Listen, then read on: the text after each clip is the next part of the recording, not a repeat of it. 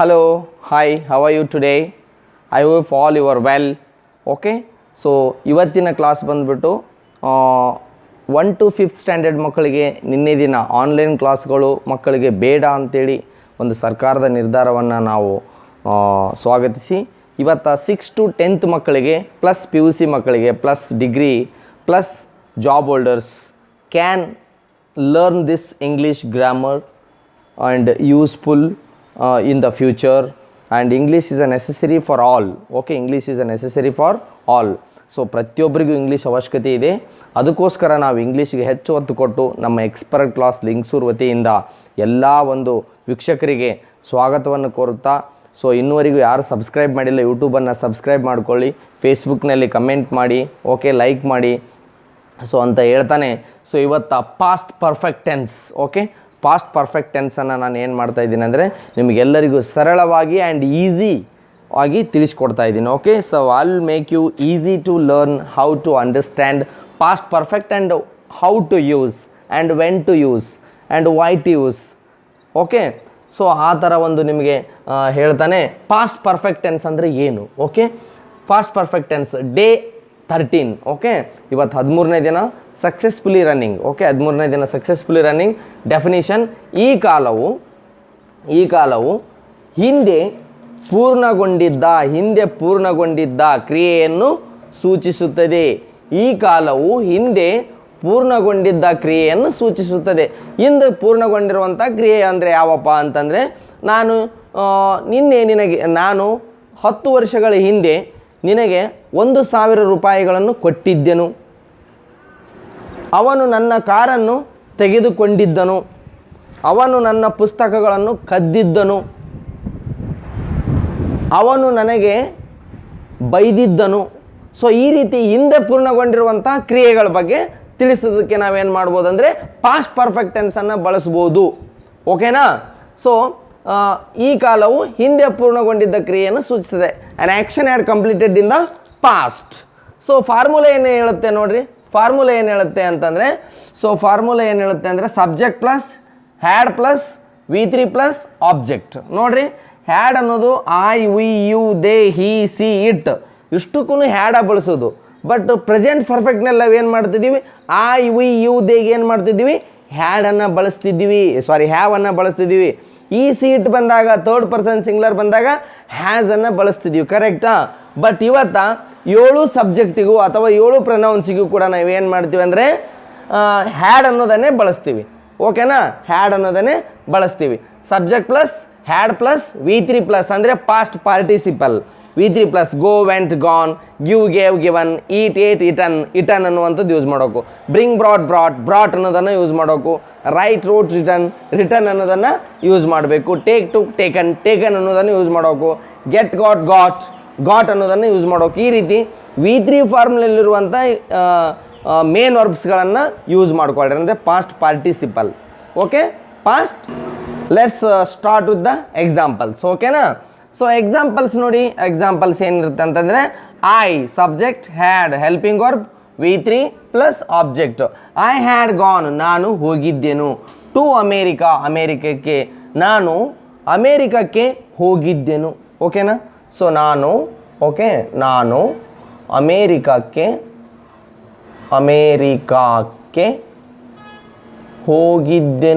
ಹೋಗಿದ್ದೆನು. ಓಕೆನಾ? ನಾನು ಅಮೇರಿಕಕ್ಕೆ ಹೋಗಿದ್ದೆನು, ಇಂದು ಹೋಗಿದ್ದೆ. We had got freedom in 1947. ನಾವು ಪಡೆದುಕೊಂಡಿದ್ದೆವು ಹಿಂದ ಏನನ್ನು? ಸ್ವಾತಂತ್ರ್ಯವನ್ನು. ಇನ್ 1947 1947ರಲ್ಲಿ ನಾವು 1947ರಲ್ಲಿ ಸ್ವಾತಂತ್ರ್ಯವನ್ನು ಪಡೆದುಕೊಂಡಿದ್ದೆವು. ಓಕೆನಾ? Right. Third example, you had given me 100 rupees. Given me 100 rupees. Last year ಅಂತ ಹೇಳ್ಬೋದು. ಓಕೆನಾ? ನೀವು ಕಳೆದ ವರ್ಷ 100 ರೂಪಾಯಿಗಳನ್ನು ನನಗೆ ಕೊಟ್ಟಿದ್ದಿರಿ. ಎಂದು ಕೊಟ್ಟಿದ್ದಿರಿ ಅಲ್ಪ ಅದು. So they had taken my books. Last 10 years ಅಂತ ಹೇಳ್ಬೋದು, ಅಥವಾ ಲಾಸ್ಟ್ ವೀಕ್ ಅಂತ ಹೇಳ್ಬೋದು, ಕಳೆದ ವಾರ ಅಂತ ಹೇಳ್ಬೋದು. ದೇ ಹ್ಯಾಡ್ ಟೇಕನ್, ಅವರು ತೆಗೆದುಕೊಂಡಿದ್ದರು ನನ್ನ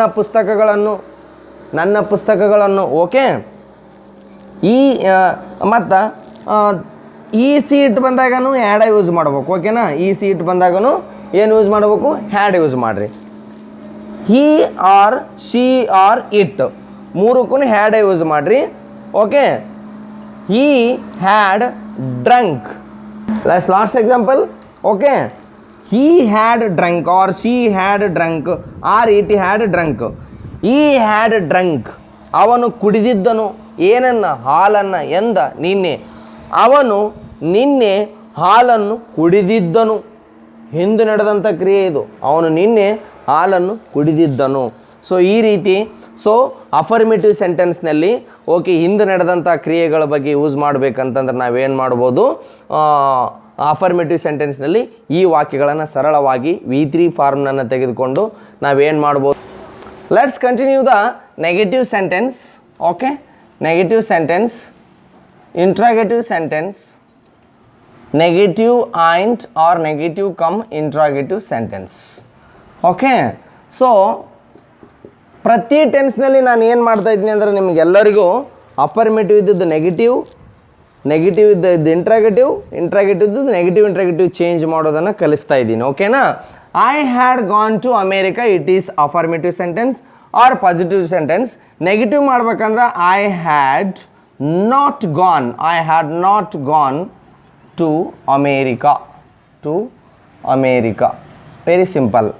ಹ್ಯಾಡ್ ನಾಟ್ ಹಚ್ಚಿಬಿಟ್ರೆ ಮುಗೀತು. ಹೆಲ್ಪಿಂಗ್ ವರ್ಬ್ ಮುಂದೆ ನಾಟ್ ಹಚ್ಕೊಡ್ರಿ.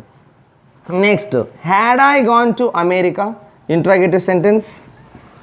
ಹ್ಯಾಡ್ ಐ ಗಾನ್ ನೋಡ್ರಿ, ಅಫರ್ಮೇಟಿವ್ ಅಂದರೆ ಸಬ್ಜೆಕ್ಟಿನಲ್ಲಿರುವಂಥ ಜಾಗದಲ್ಲಿ ನಾವೇನು ಮಾಡಬೇಕು, ಹೆಲ್ಪಿಂಗ್ ವರ್ಬನ್ನು ಹಚ್ಚಿ had I gone to America, question mark. Okay, next negative cum interrogative. hadn't I gone to America? Question mark. Okay, I had gone to America, I had not gone to America, had I gone to America, hadn't I gone to America. I had taken your pen, I had not taken your pen, had I taken your pen, hadn't I taken your pen. ಅಥವಾ they ತಗೊಳ್ರಿ, they have given money, they have not given money, have they given money, haven't they given money. So ಈ ರೀತಿ ನಾನು ಒಂದು ಸೆಂಟೆನ್ಸನ್ನು okay ನೆಗೆಟಿವ್ನಲ್ಲಿ change ಮಾಡಿದ್ದೀನಿ, ಇಂಟ್ರಾಗೇಟಿವ್ನಲ್ಲಿ ಚೇಂಜ್ ಮಾಡಿದ್ದೀನಿ, ಆ್ಯಂಡ್ ನೆಗೆಟಿವ್ ಆ್ಯಂಡ್ ಇಂಟ್ರಾಗೇಟಿವ್ನಲ್ಲಿ ಕೂಡ ಚೇಂಜ್ ಮಾಡಿದ್ದೀನಿ. Yes no? ಎಸ್. ಸೊ ಇನ್ನು ಉಳಿದದ್ದು we, you, they, he, she, it.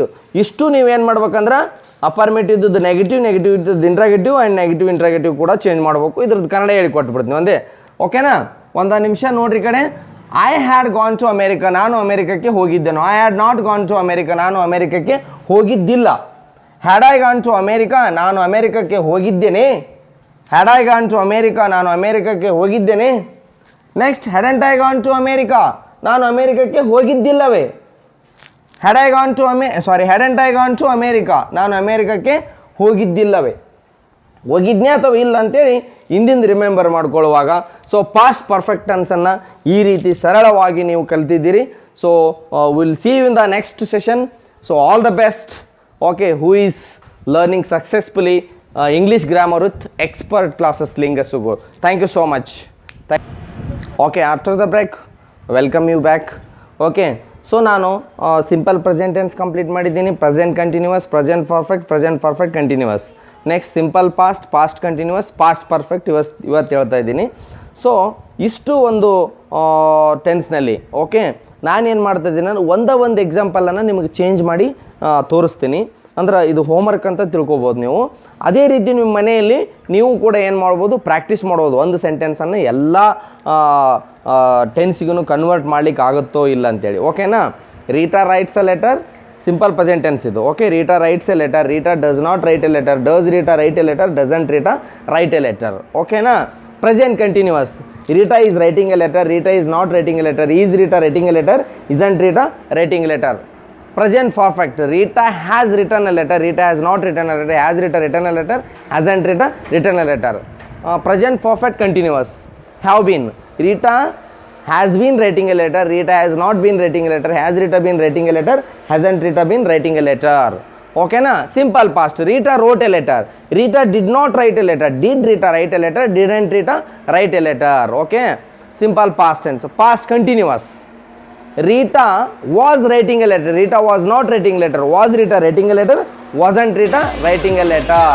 Past perfect. Rita had written a letter, Rita had not written a letter, had Rita written a letter, hadn't Rita written a letter.